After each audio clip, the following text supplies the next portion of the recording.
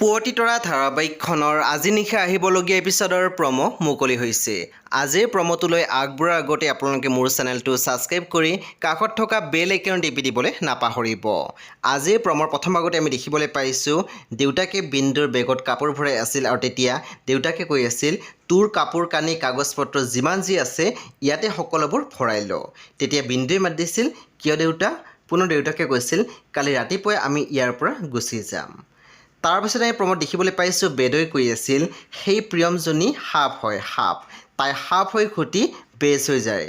তাৰপিছত আমি প্ৰমোদ দেখিবলৈ পাইছোঁ ল'ৰাজনে কৈছিল মোৰ লগত যদি এনেকুৱা কোনোবাই কৰে নহয় মই চিধাই খতম কৰি দিম।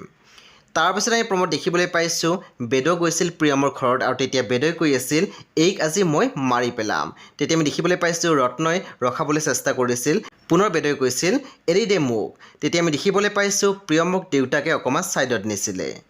সেই বন্ধু বান্ধৱীসকল আজি নিশা 9 বজাত ৰং টিভিত আহিবলগীয়া পুৱতি তৰা ধাৰাবাহিকখন খুবেই বেছি ইণ্টাৰেষ্টিং হ'বলৈ গৈ আছে, সেয়ে আপোনালোকে চাবলৈ একেবাৰে নাপাহৰিব। পৰৱৰ্তী আপডেটৰ বাবে আপোনালোকে মোৰ চেনেলটো ছাবস্ক্ৰাইব কৰি কাষত থকা বেল আইকন টিপি দিবলৈ একেবাৰে নাপাহৰিব আৰু প্লিজ আপোনালোকে মোৰ ভিডিঅ' এটা লাইক কৰি দিব।